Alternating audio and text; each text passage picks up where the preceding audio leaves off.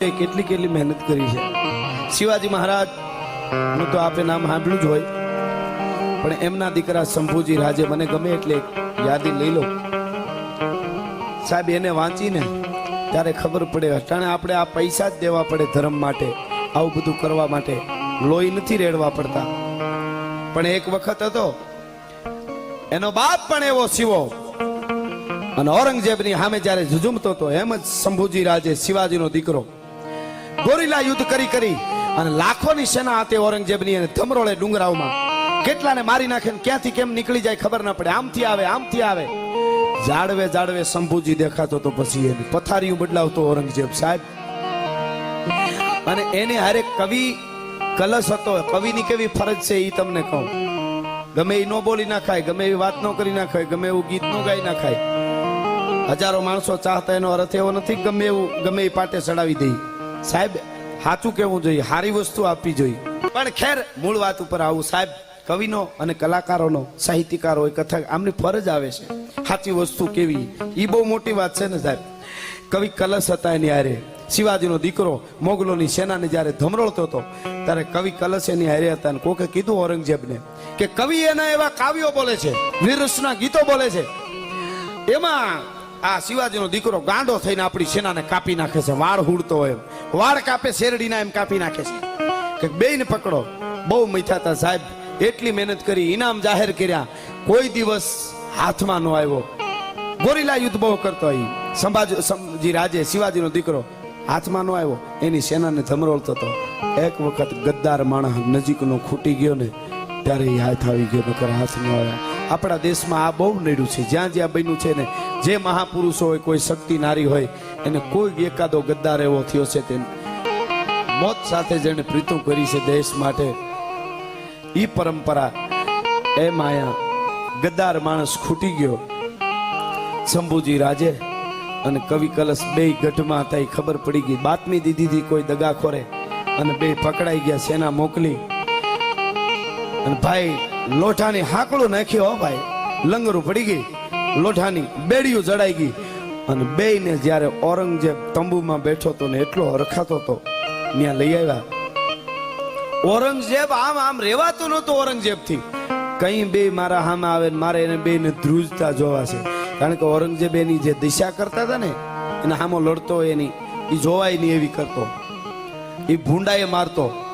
ઔરંગઝેબ શું કહેતો હતો કે હવે શિવાજીનો દીકરો શંભુજી રાજે અને કવિ કલશ મારા સામે આવે, એને ધ્રુજતા ને બીતા મારે જોવા છે. મળતા પહેલા મારાથી કેવા બીવે છે એ જોવાય. તંબુમાં રાહ જોતો હતો અને હાકડું લાગી ગઈ લોઢાની. અને બે કવિ કળશ ને આવતા હતા. શંભુજી રાજે, શિવાજીનો દીકરો, પણ ઠાણાના હાકડું થતી આવે.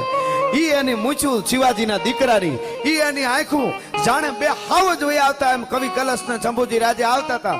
ઔરંગઝેબે સિંહાસન ઉપરથી આમ જોયું, પણ વાય ફરકે મુસડિયું અને રિયણ જબુ કે દંત જોઈ લો પટોળા વાળ્યું. આ તો લોબડીયાળીનો કંથ પાયો. હાવ જ જાણે વયો આવે. એ આવતા જોયા અને જોતાની હારે ઔરંગઝેબ થી બેહાણું નહીં. સિંહાસન ઉપર ઔરંગઝેબ ઉભો થઈ ગયો.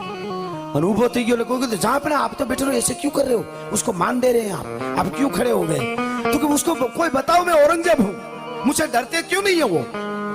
वो मुझे देख के ध्रुजने लगने चाहिए ना, थरथराने लगने चाहिए. वो डरते क्यों नहीं? मैं उसका क्या हाल करूंगा पता है उसको बताओ मैं औरंगजेब हूँ. कभी मरक दांत काटतो शंभुजी राजे बोलो तो तू नहीं, तारो बाप आवे ने औरंगजेब, तारो बाप कदाच शाहजहां आवे ने અને એનો બાપ આવે તોય શિવાજીનો દીકરો ધ્રુજે નહીં. શું વાત કરે છે? તારી ત્રેવડ છે તો મને ધ્રુજાવી હે કે મારી અંદરની દુનિયા ડગે નહીં કોઈ દી. અને પછી કવિ કલશને આ કટાર રાખવામાં આવી. મિત્રો, શું કવિએ ધર્મો બજાવ્યા છે. કવિ કલશને આ કટાર રાખી અને પછી ઔરંગઝેબે કીધું, કોકે કીધું કે આ બહુ દુઆ બોલે છે આના વીરરસના, એટલે આ લડતો તો શિવાજીનો દીકરો. અહીંયા કટાર રાખી. કટારની ધાર કેવી હતી કે આમ ઊભી કટાર રાખી, આમ એના ઉપર તમે રૂની વાટ આમ કરી અને કટાર ઉપર આમ મૂકી દો અને રૂની વાટને ફૂંક મારો ને તો એ રૂ આમ ગોથું ખાય ને ત્યાં બે કટકા થઈ જાય. આવી ધારવાળી કટાર હતી ભાઈ, ગળે રાખી. ઔરંગઝેબે કવિ કલશને એના માણસોને કીધું એટલે અહીં રાખી. અને પછી કીધું કે લે હવે દુઆ બોલ, ખબર પડે. આમ કટાર રાખી કે હવે બોલ લે, શિવાજીના દીકરાના શંભુજી રાજાના દુઆ ગા. અને દુઆ ગા કીધું. આમ કરીને આમ જોયું કવિ કલશે, ત્યાં તો ઉતરી ગઈ કટાર. લોહીનો અહીંથી હેડ ફૂટી ફુવારો ભાઈ, લોહીનો ફુવારો છૂટ્યો. તોય બે હામામાં દાંત કાઢતા હતા, હામામાં હતા હતા કવિ કલશ ને શંભુજી રાજે. બોલ દુહો. અને તેદી કવિ કલશે દુહો કવિતા કીધી, દુહો કીધેલો કે યાવન રાવણ કી સભા અને બાંધ્યો શંભુ બજરંગ. તા તો લોહીનો ફુવારો છૂટો અહીંથી પાયો. હે ઔરંગઝેબ, યવન રૂપિયા રાવણની સભા અને એમાં શિવાજીનો દીકરો શંભુજી રાજે બાંધ્યો છે ને, એ રાવણની સભામાં હનુમાનને બાંધીને લઈ આવવાય એવો મને શિવાજીનો દીકરો અટાણે લાગે છે. યાવન રાવણ કી સભા અને બાંધ્યો શંભુ બજરંગ, તવ તપ તેજ નિહાર કે તખત તેજો અવરંગ. હે શિવાજીના દીકરા શંભુજી રાજે, તારું તેજ એવું છે ને, એ તારું તેજ જોઈને ઔરંગઝેબ દીકરો સિંહાસન ઉપર બેહી ન ગયો, એનાથી ઊભું થઈ જવું પડ્યું, એનાથી બે. આટલી વાત થઈ, કટાર ઉતરી ગઈ, એને મારી નાખ્યું કવિ કલશને. હવે મિત્રો કોક દી એકલા હો ત્યારે ખાલી વિચારજો, મારાના તમારા ધર્મ માટે, જે હિન્દુ ધર્મ માટે હું તમે આજે છે, એના માટે શું કર્યું છે આ માણસે. કવિ કલશને તો મારી નાખ્યો.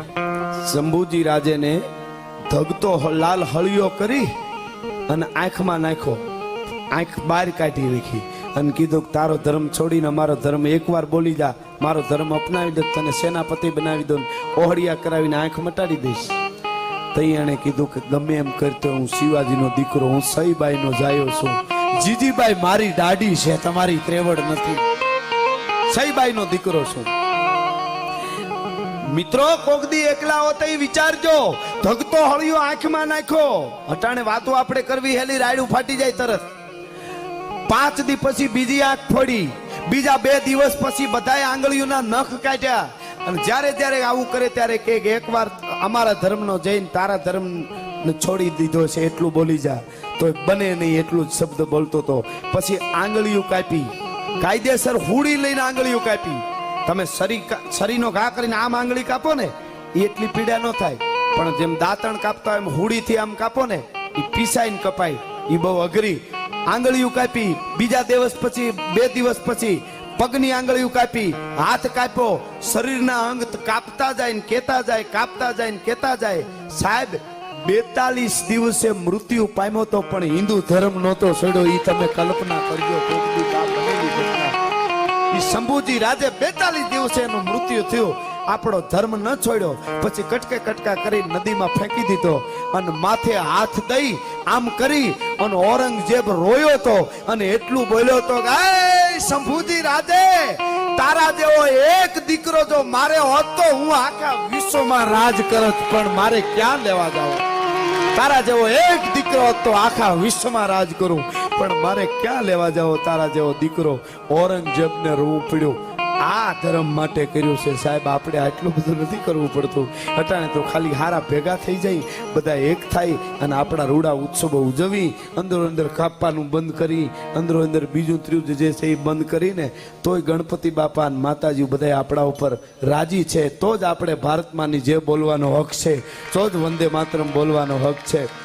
હું ઘણી વાર બોલ્યો છું કે મહારાણા પ્રતાપની અર્ધાંગના એમના પત્ની ઈ અજબદેવ પવાર, ઈ જે રાજપૂતાણી હતા ને, એવી રાજપૂતાણી મારા પૃથ્વીરાજ ચૌહાણને મળી હોત ને તો આજ ભારતનો નકશો કંઈક બીજો હોત. ભલા માણસ નકશો એને હારો હાર 25 વર્ષથી જંગલમાં મહારાણા પ્રતાપના પત્ની કે એની દીકરીઓ ઢોલિયા માથેથી હેઠે પગ મૂકે ને તો ગુલાબની પાંખડીઓ પથરાઈ જાય. મેવાડનો અધિપતિ હતો. ઈ પરિવાર સ્વાભિમાન ભારતનું આપણું હિન્દુત્વ બચાવવા માટે 25 વર્ષ સુધી વગડામાં રખડ્યા, પણ અકબરને સલામ ન કરી. આની વાર્તાઓ ન કરી કોની કરવી હવે તમે કયો, ખાલી એટલું મારે કહેવું છે. એટલે આની વાર્તાઓ, એટલે આની વાતો ગીતો આપણે કાયમના માટે ગાઈ છીએ. ઈ માથા આપી દેવા ગમે ત્યારે એસે કર દેંગે ને વેસે કર દેંગે, આવા ઘણા છે. હા, વધારે કાયમ કહીશું કે પછી એકની એક વાત ન કરાય. પણ કહેવાનો અર્થ મારો, નથી ખબર ને એ અધૂરિયા જ આવું કરે છે. બાકી મહારાણા પ્રતાપનો સેનાપતિ હાકેમ ખાન સુરી મુસલમાન હતો, રાણા પ્રતાપ માટે એને માથું આપેલું. એ બહુ વસાને ખબર છે. આવું તો કેટલું છે.